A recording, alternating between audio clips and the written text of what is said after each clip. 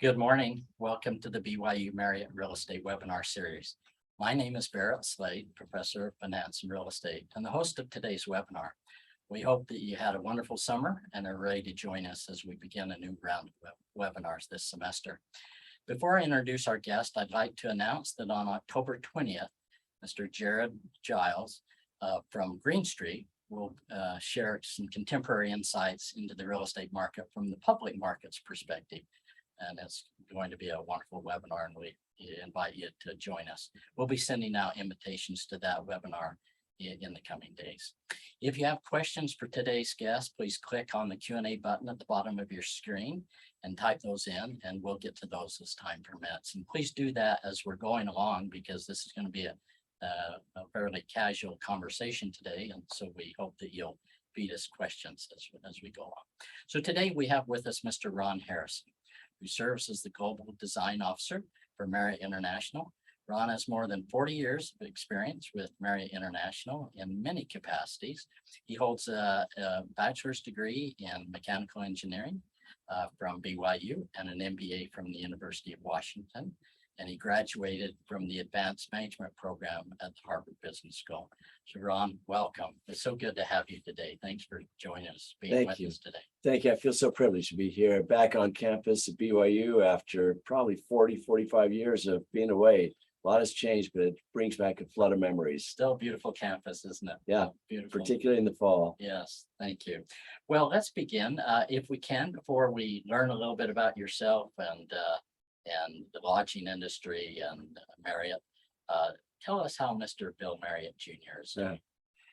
Bill Marriott is 90 years old. He is the son of Bill Marriott Sr. Bill Marriott Sr. Founded the company in 1927, 9-seat root beer stand.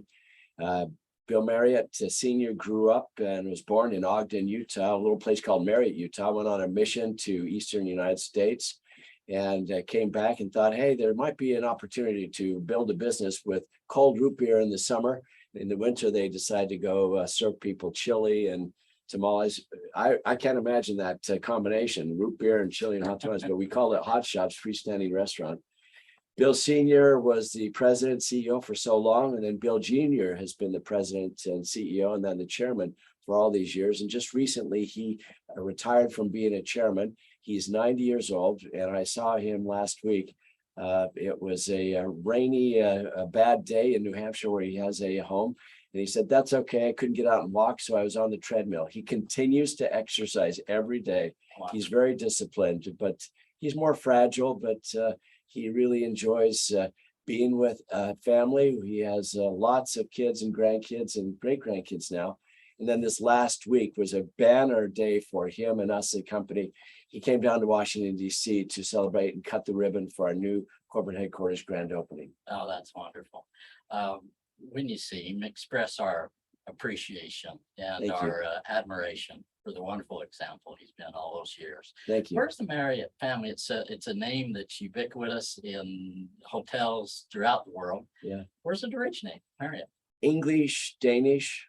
You know, some people once thought it was like Italian, Mariotti, but no, it's English, Danish. And over the years, it's been mispronounced, misspelled. My wife, Debbie, has had to go on to do a TikTok viral video to teach people how to properly pronounce it. It's Marriott, not Marriott. Oh, okay. It's Marriott, like chariot. So. Oh, that's good. Well, thank you. Well, let's learn a little bit about you. We want to get to know you a little bit. Tell us a little bit about your background, your BYU experience, and then, of course, your journey with Marriott. Thank you. Born and raised in Palo Alto, California, came to BYU in 1974, got a degree in mechanical engineering after a mission to Taiwan, Taipei, speak Chinese. I decided my time at BYU was so impactful to me. I was at that W.W. Clyde building down the street, down the pathways, and I discovered several things about myself. I like science, I like engineering, I like formulas, I like equations.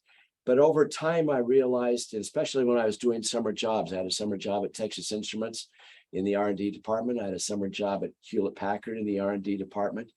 And I realized that as engineers go, they like to take apart TVs and radios at night, and were fairly introverted, and I was more of a social creature. So one of the things I learned about myself is I needed to have a combination of high science, high tech stuff, and then high touch stuff. And as a result, I found that Marriott was the right combination for me. Interesting. So your pivot, you got an MBA from the University of Washington. Yeah. So you kind of pivoted out of the hard sciences into an MBA into management, executive leadership. What motivated that? When I was in Loveland, Colorado, in civil engineering division for Hewlett Packard, and we were developing all these R&D engineers, distance measuring equipment using light and the changing wavelength of light. So instead of using just chain gangs and measure the distance from one point to another point, to very high tech stuff, I noticed that the manager of the R&D department was really not doing basic work. He wasn't doing R&D, non-applied research. He was managing people. And so I realized that my engineering skills would have a half-life after 5 or 10 years. And so I needed to learn about management in order to continue a career. Individual contributors as R&D engineers were good, but I thought management was something I needed to learn about later. I also realized, though, that there's a language that I needed to pick up, the language of finance, which is corporate language. And so I went to University of Washington, had a summer job in Anderson Consulting, which is their management consulting services before they went belly up. And I wanted to, my goal was to have what I call a funnel experience, where I wanted to have the broadest education I could, broadest knowledge, and then over time to see what was important and what I liked and didn't like. In University of Washington, my summer job, so I did consulting. I realized consulting for me was not as impactful because the things we pronounced and recommended, it's like the wind, comes and goes. So I felt like when I got out of MBA school, I wanted to get into a corporate job and something that would help me with high tech and something with high touch also. Interesting. So now with Marriott, I read one article, Ron has done it all. He's started in the kitchen. I don't know if this was just a kind of referring to some of the basic things, all the way to division heads and working at the top level. So tell us a little bit about your start and some of the things you have done and enjoyed. One of the things that I thought was important as I decided to join Marriott is learn what's important to them, the company. And I realized quickly, Marriott's an operating company. We're primarily in the hotel business, now exclusively in the hotel business. And so to become a hotel general manager was an important moniker, a title that was, I thought, very valuable. And for me to become a general manager of a hotel, it's a little company, sometimes 50 million in sales, sometimes 100 million in sales, 200 to 300 associates. You have a P&L responsibility. That was important for me. And so I was in Palm Springs, started, and the very first job I had was to learn the business. And I remember Blanca Gonzalez taught me how to clean the guest room.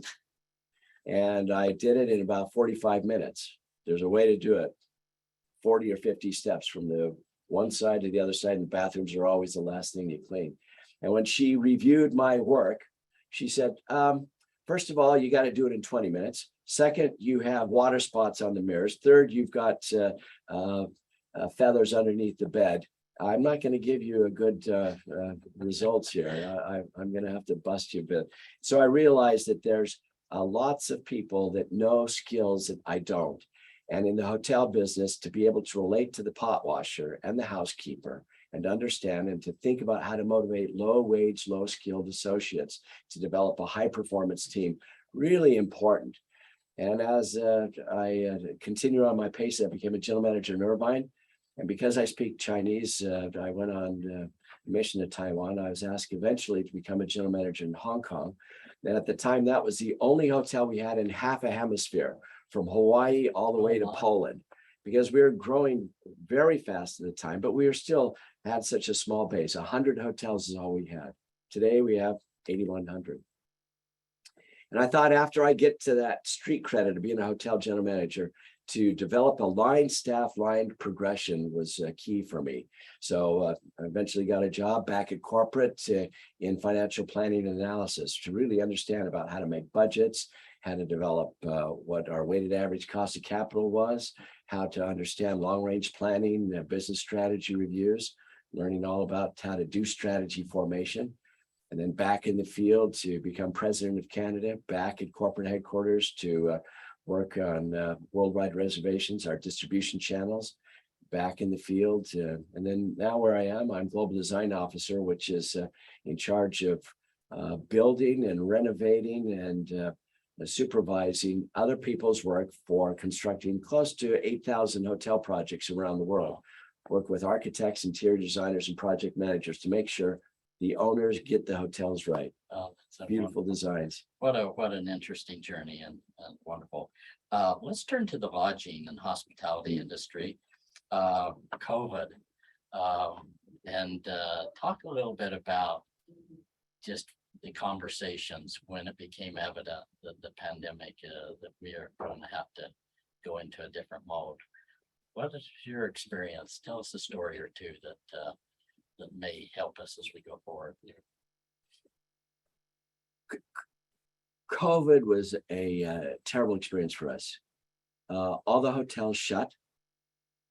80% of our associates, we had 750,000 associates, were furloughed, and some took severance packages. That affected me personally, affected my family members. Nobody ever shuts a hotel. And so they think of a hotel that shuts down and you don't have business, you don't have people coming. And we primarily had been a business traveler hotel. There's three components to the business we get: leisure, business transient, individual businessmen, and then group business, groups of people that come, associations and corporate folks. That was all gone. And we had to really rethink how we do business. We were really on a existential moment. We suspended dividends. We had to cut down all of our overhead, net admin. We tried to figure out how to help our owners. One of the secrets in Marriott is we have 8,000 hotels, and of those hotels, we only own maybe 10 to 15 of them. And so our owners were really hurting because they had to make debt service and pay the banks and pay the mortgages. And so we gave them a holiday on some of the things we required from them, paying us management fees and franchise fees. Usually we have something called a furniture and equipment reserve. We require 2, 3, 4, 5% reserve all of the revenues each year to build up so that they can renovate hotels. We suspended that FF&E reserve so that they could make payment. Eventually, we got through this. We had lots of cleaning protocols and the like. One of the things we learned, though, was open lobbies and open environments, being able to do our restaurants more al fresco. Now as we go back to where we are, 2019 was a great year. We thought we would not be able to get back to 2019 numbers until 2023, 24. But we're seeing, especially now that the travel restrictions are relaxed, that we're able to see people want to do what I call revenge travel. They want to get back on the road. Leisure travel is booming for us again, and business travel is starting to come back. Some areas of the world, though, are still very, very difficult. I have friends in China who are not able to travel. And if they do travel, they have to be quarantined for 7 to 10 days. And so it's really painful to be there. We have maybe 500 hotels in China, so we're still struggling in that part of the world. Was there a structural shift that maybe occurred, something that maybe either was kind of started and then COVID accelerated, or just a complete shift that will change the industry going forward due to that we can attribute to COVID? Well, coming out of COVID, we realized that leisure is a really dominant aspect of our business. And heretofore, Marriott was known to be a business traveler hotel. A typical great hotel would be 300 to 400 rooms in a suburban location, usually not downtown, with maybe 20, 30,000 square feet of meeting space. That suburban full service hotel is now at risk because business conventions don't usually spend as much time there. They'd rather go to bigger locations. And we found that hybrid work environment is now becoming more in vogue. So in some of our big hotels like Gaylord or our big convention sailors, Marriott Marquis, to have an audience of 1,000 people, you have to allow for people Zoom and Teams call in. And that's something we're still trying to figure out. Leisure is very important to us. So we're doubling down on creating leisure experiences for people. Our resorts are packed around the world. We're finding that staffing is more and more difficult. As we furloughed and had severances and shut down hotels, people to survive went to other companies. We found that unfortunately our company and our industry historically was always safe and easy. Now it's viewed as a little bit more risky. I think we'll be able to find our sea legs again, but to be able to say, okay, you can make a career as an hourly associate to a manager to then a hotel general manager. We need to teach that because our culture has been bruised.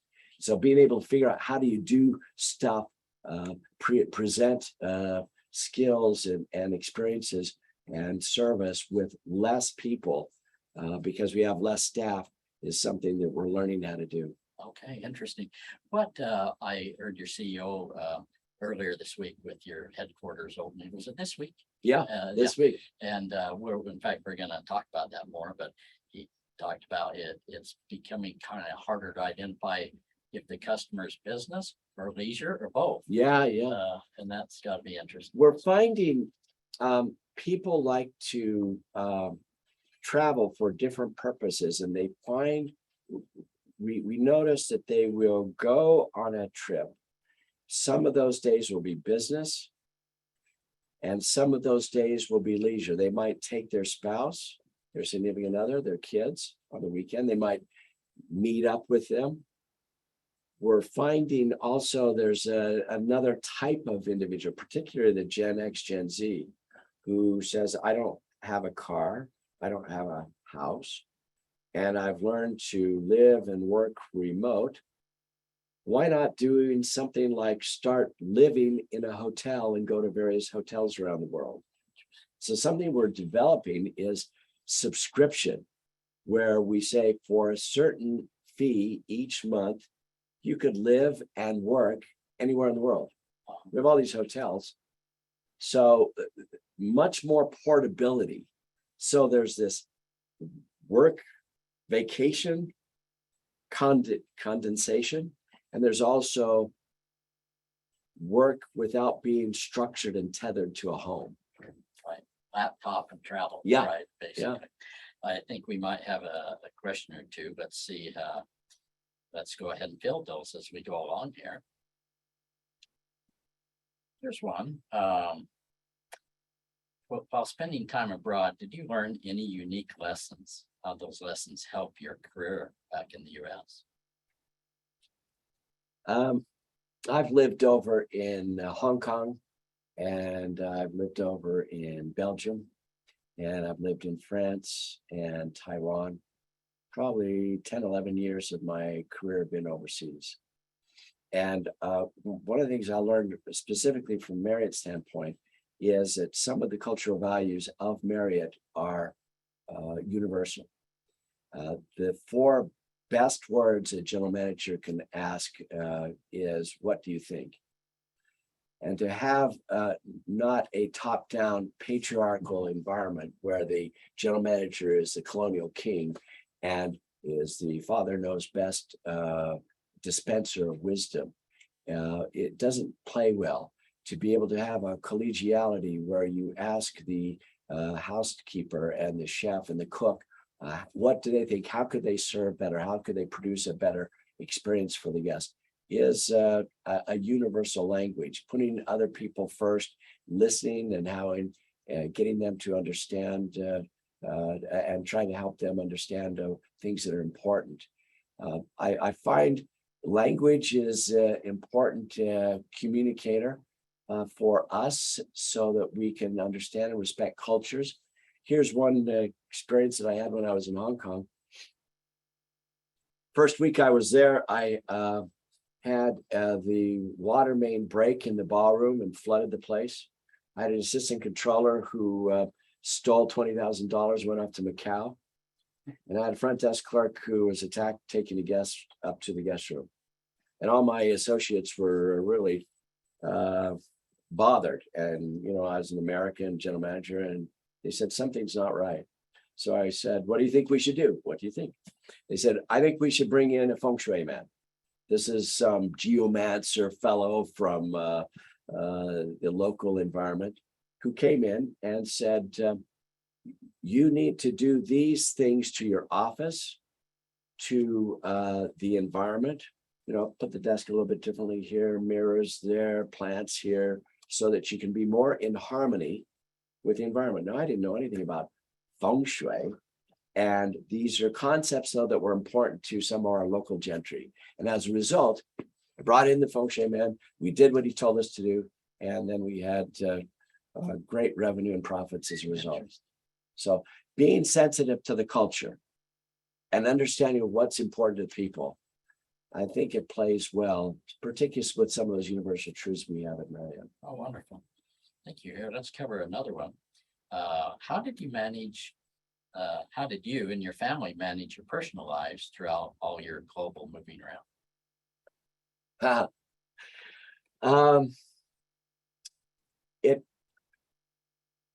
It was important for me. We have 5 kids, and we have about 16 grandkids now.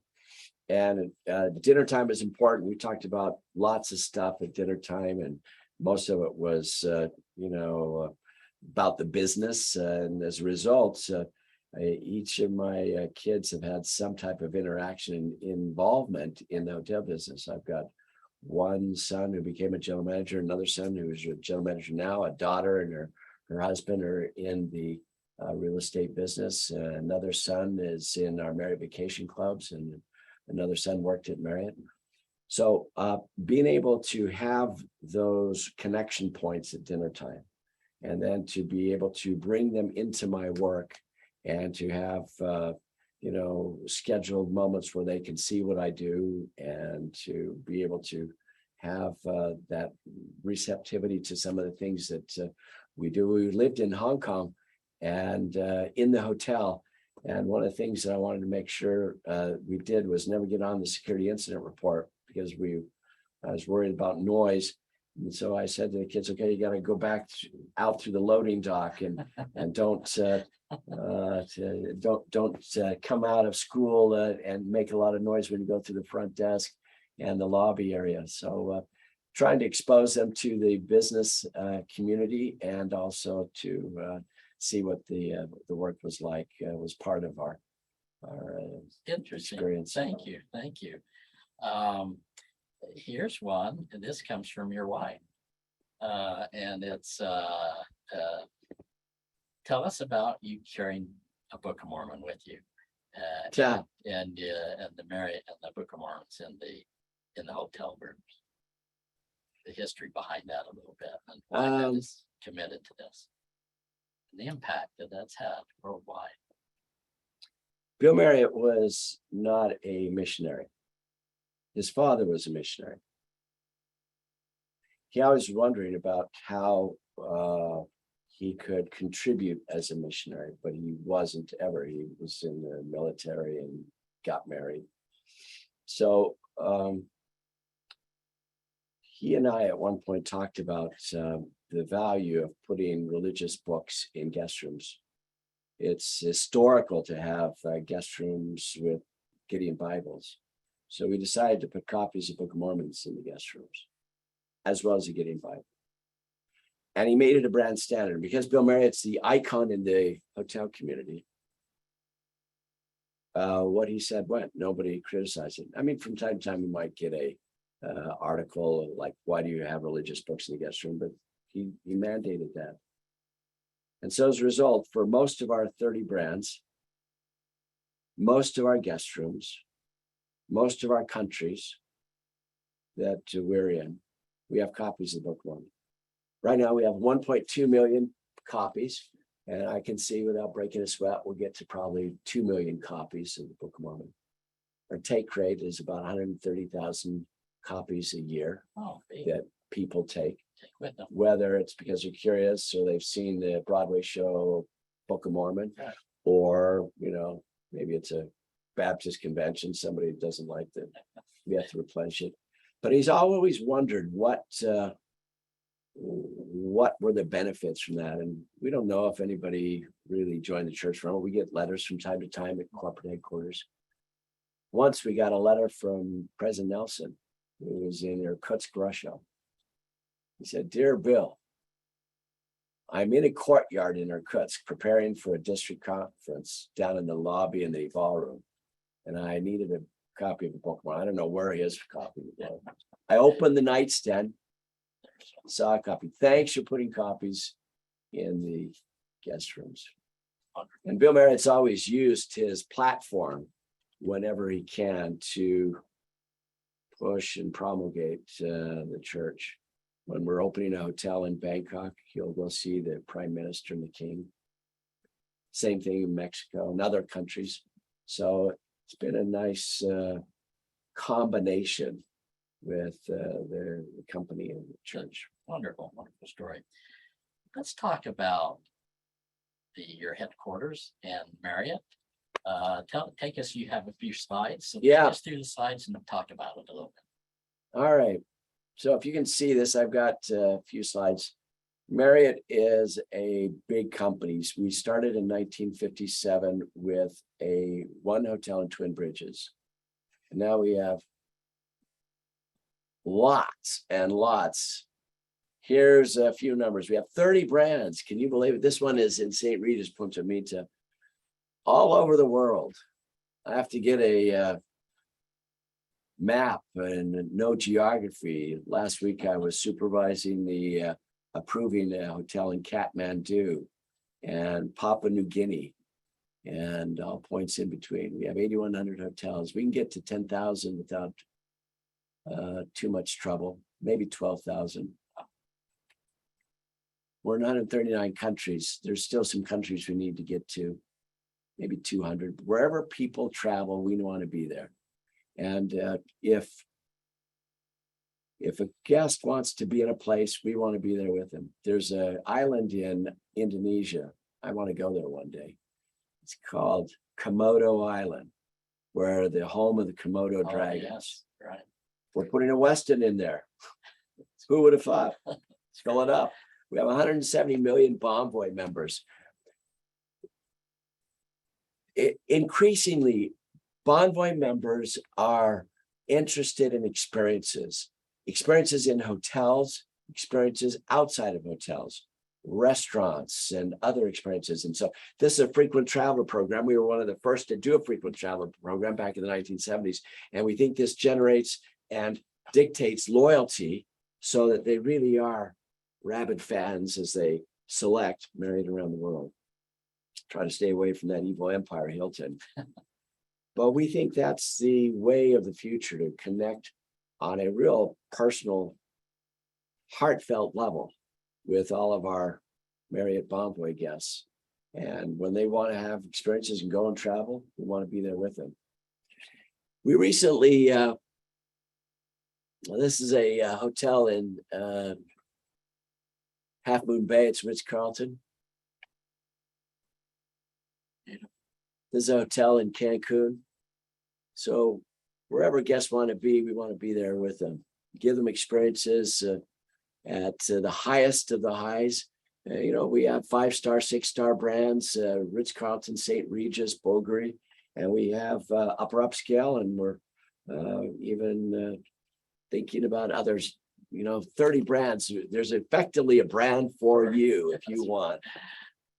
But recently we just opened last week this new gleaming corporate high-rise building. It's a corporate headquarters, 21 stories, 300 feet tall.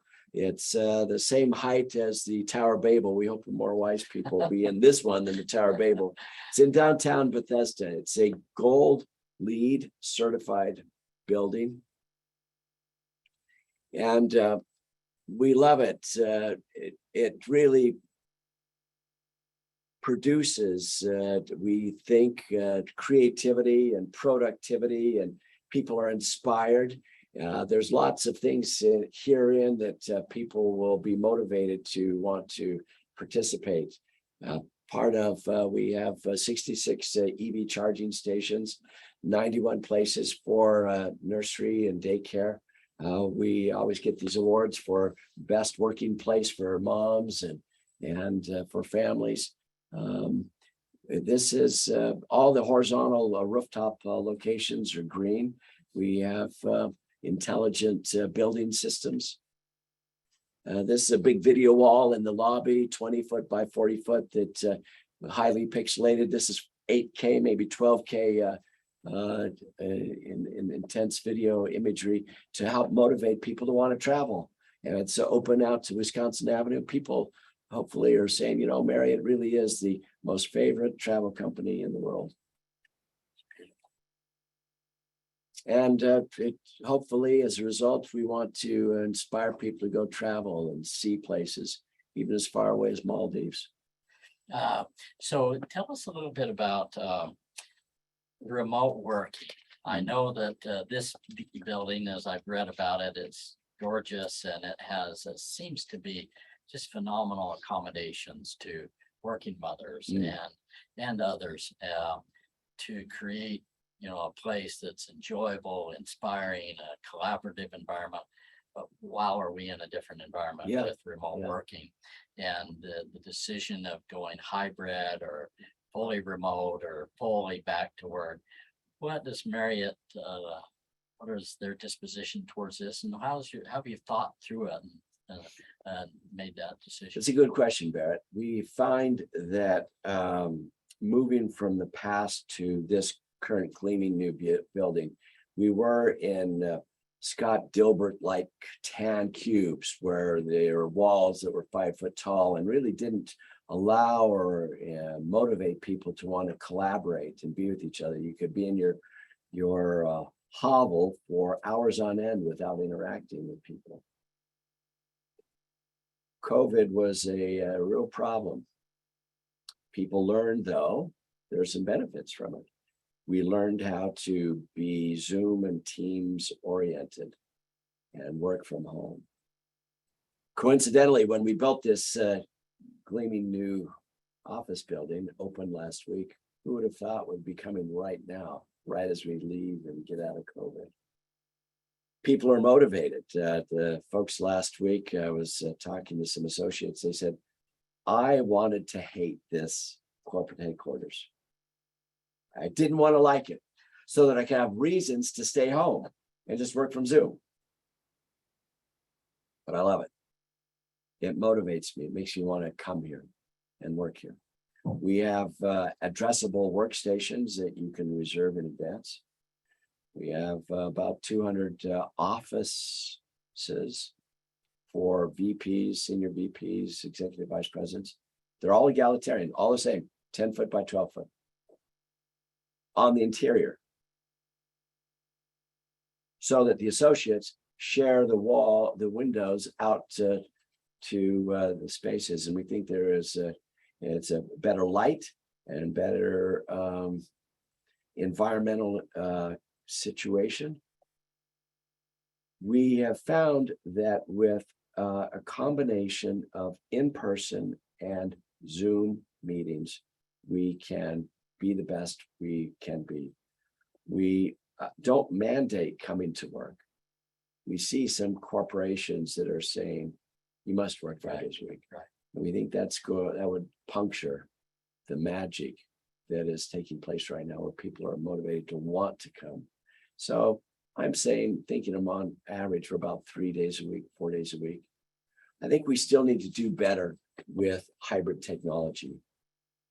If you're in a conference room of 10 to 15 people and you got a big screen with the individual, how does that individual see and hear the sound quality and the image quality, and how do they participate so they're not just an afterthought? I think we can do better on that. So we'll need to work a little bit more on that hybrid combination, both in corporate headquarters or also in our meetings around the world, because hybrid meetings are here to stay. Yes, and so that in the office sector, of course, this has been a body blow to them. Yeah. throughout the world. And I think, a lot of firms are grappling, okay, what do we do? And if we come back to work, how much, and how do we redesign this interior some to accommodate to lure them back or whatever? Sounds like you're definitely leaning towards a hybrid. Yeah. And provide, at least in the headquarters, this wonderful space that they can enjoy, and the collaboration that can occur. Sometimes I'm learning that if I want to do heads down work, I've got to go away from my office. My office is kind of like, the doctor is in, and people want to come and talk and visit. And that's really important to have those relationships. If I want to do heads down work, I need to go to another place. So we have 2,800 office addressable workstations and another 2,000 places where people can get away, a cubicle, a telephone booth, a nook. And so I'm learning myself after being here a few weeks. I've got purposeful things to do here and purposeful things to do there. And I also notice that, especially for young associates who are trying to get ahead, your relationships, going to lunch, talking to people, physically being there is so key. Now that I've been doing this a few years, I already have invested in the bank, all those relationship stuff, so I can be remote and I know the person and they know me. Right. But if you're young, I think more than less, you should be in person. So probably something for the young people graduating, going into the workplace. Don't underestimate those personal relationships and those physical interactions that can have. Great, thank you. Inflation.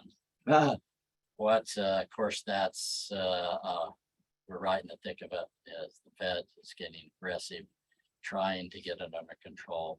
What's Marriott? What's the conversations about inflation, and if it appears to be a longer term thing than not? It's of course not transitory. It's here with us for a little while.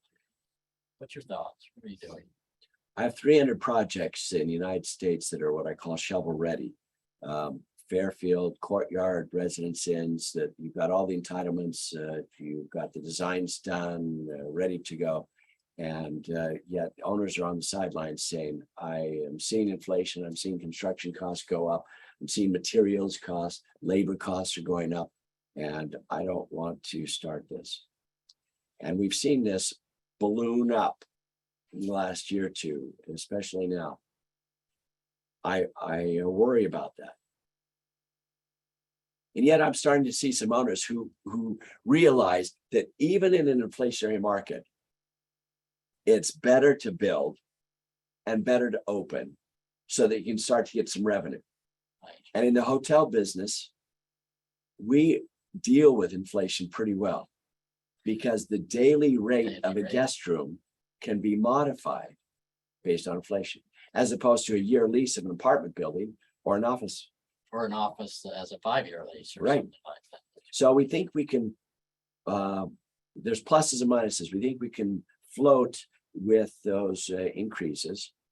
But then as far as, our number one cost is associates and wages and benefits and bonuses. And so how much do we pay our associates, and does that increase? And as a result, do we need to do different things in order to make for more efficiency? Right. One of the things that I'm working on right now with our design lab is we're calling the companies to come in, and they're giving us time and people and money so that we can figure out ideas for the guest room and the hotel of the future. LG is a company, for example, that's coming in to work with us, and Carrier's another, and Apple, we're thinking we could use them also. One of the things that we're working on with LG is robotics. How do we clean a room faster, better, with less people, with machines? Perhaps that will help us offset some of the inflationary costs. Yeah, interesting. So from a design perspective, I suspect this is significant consideration. How do you deploy technology? When do you bring it in? Right. At what level? Right. Right. And, we're also thinking out the box on, the number one cost is wages and benefits. Number two cost, utility costs for a hotel. And so we're asking ourselves, can we design a hotel that will decrease utility costs? Well, sustainability. Right now, you have to air condition or heat a volume of space, 350 square feet times 10 feet tall. So it's a volume, 3,500 cubical feet of space. Air conditioning, people like to sleep around 68, 69 degrees. And during the daytime, 72. Very inefficient, especially when people are leaving. Could you get to the point that you only condition the space specifically when people sleep at night around the person, just cocoon the place? Wow. Could you have a smart blanket that has specific temperature controls? Here's a big ballroom. When you have 1,000 people eating, invariably the men are hot because they have a suit on in a big bar with 1,000 people for dinner, and the women, who sometimes have dresses that are Evening gown, whatever it is. are cold. How do you allow for individual temperature controls and reducing utilities? There's a band that we're looking at that you put on your wrist that kind of fakes you out, and it tells your brain, dial it up if you want to be hotter and cool it down if you want to be colder. So we're trying to push the envelope on ideas that will deal with the costs. Here's another one. We're trying to see how can we reduce the size of a guest room. Right now, average size is 350 square feet. Luxury, it's 450, 550. Can we get down to 250 square feet, 200? Right now, I'm down to about 160 with our Moxie brand, which is it's a upscale lifestyle kind of fun hotel brand that's taken Europe and the United States by storm. We're hanging the desk in a collapsible fashion on peg walls. Same with the chair. 170 square feet is about 7 feet by 10 feet. Well, 7 feet is about the width of a king bed. So how do you clean a king bed? And how do you move and circulate? One of the companies we're working with is Ori, and Ori has come up with a solution. These are smart people from MIT, where they said, we think we can reduce your size by putting the bed in the ceiling and bring this bed down at the nighttime so you can sleep in it, and raising it up at daytime so your bedroom area becomes a work living area.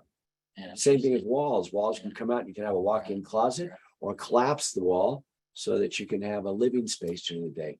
So there's some, we think, fun things that are on the horizon for our guest rooms. So in that regard, to talk a little bit about the different age cohorts, the Gen Zs and millennials, baby boomers, and their disposition towards tech and technology and changes like this. I'm sure you're continually thinking about that. Yeah. Gen X, Gen Z, we have to be as smart as they are. We have to share with them in the guest room things that they already do and experience. So mobile key, we want that smartphone to be able to be used as a key to enter into your guest room. We want the entertainment system to be as good as they have back in their home. So you got to have internet TV. We talked a little bit about subscription, where young people don't want to own a car or a house. So they just travel around the world, give them a monthly price. We're talking about gamification, thinking people sometimes are motivated to play games and then get rewards as a result. If you stay at these 10 resorts around the world, then you can stay at that 11th hotel for free. Gamified stuff to motivate people to stay and do. We think experiential design is a key for the future of Gen X, Gen Y. When they go to someplace like Disneyland, it's the whole totality of that ride, from the product to the service, to the smell, to the taste, that we believe is going to be part of the hotel experience.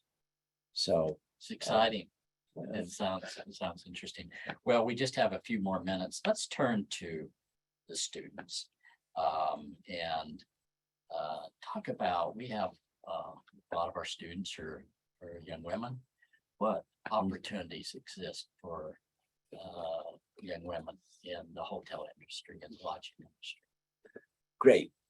In the hotel industry, and particularly in Marriott, the sky's the limit. On our board, we have 40% of the board members are women. In the C-suite, everybody reporting to our CEO, 50% are women. General managers, that key titled position that is important for us. We have, 8,100 hotels, and so each hotel has a general manager. 36% are women. Sales managers, we have sales and managers, directors of sales, directors of marketing. That's kind of the folks who sell the promise, and then operations will deliver the promise. 60 and 70% of all of our salespeople are women. Interesting. There's a rich opportunity. You've got to balance work-life balance, especially if you want a family, but it's doable. When you think about women who can be general managers, they can, and particularly now when we have this oscillating work style, she can come to work, do the kickoff, get the housekeepers all set up, have the stand-up meetings, executive staff meeting, check on the food lines at lunchtime, maybe in the afternoon, go to somebody's soccer game with your child, come back to start welcoming the guests at 4 or 5 at night, to go home. Maybe you can come back at nighttime if there's a big reception dinner. I think there's a lot of ways that you mesh your work and your home life in the hotel business. And we're particularly seeing it even more impactful since COVID. Interesting. Wonderful. As we conclude, knowing that we do have students on the line, what's one or two nuggets of wisdom? Let me just share an experience that I had a number of years ago with Mr. Marriott. He came to the Tanner building and gave a talk, and in the talk he mentioned the importance of identifying what you do well and then making it better and better, and that just stuck with me. And in fact, it's been quite just that little phrase. There's been times when I've had opportunities here or there, or different opportunities, and I know that education and real estate is my area, my passion, my enjoyment, and I hope to be good at it, hope to make it better and better. And then as I've times started to veer, whatever I've thought of that, what he said, and it's kind of nudged me back and kept me focused, and I appreciate it. In that kind of spirit of a nugget or two, what might you say to our students? So you've got 40 years of business experience, phenomenal experience. What could you say to them? Thank you. As we finish? Barrett, this has been a great visit, but my recommendation, strong recommendation, is something that I employ myself, and I encourage all my kids to do, and anybody who will listen, is to be a constant learner, be a learner throughout life, and have a curiosity that is beyond and outside of your current métier, your current domain. Here I am, a mechanical engineering student at the W.W. Clyde building at BYU, but my favorite class was a Plato class by Noel Reynolds here at the L.B. Lee Library. Second favorite class were a couple of Book of Abraham classes by Hugh Nibley. Blew my mind. Right now, my wife and I are taking continuation education classes at Stanford University, things that are way out of my skill set. Introduction to astrophysics and cosmology is one I just finished. I'm starting up one next week on art history and Vermeer and Caravaggio and Rembrandt. I don't know anything about that stuff, but maybe I can apply one or two things from that to my job. I need to learn a lot more about artificial intelligence. So to be a constant learner, no matter what your specialty is, and have that look outside to see what and how the world is changing, will really help you to be nimble and effective as the company changes. Wonderful. Well, thank you so much. It's been a joy to be with you, and just can't thank you enough. So thank you, Barrett. So to all of you who have joined us, thank you for joining us. We look forward to being with you again on October 20th, when we'll learn more about real estate from a public markets perspective. Have a wonderful afternoon. Take care. Thank you, Barrett.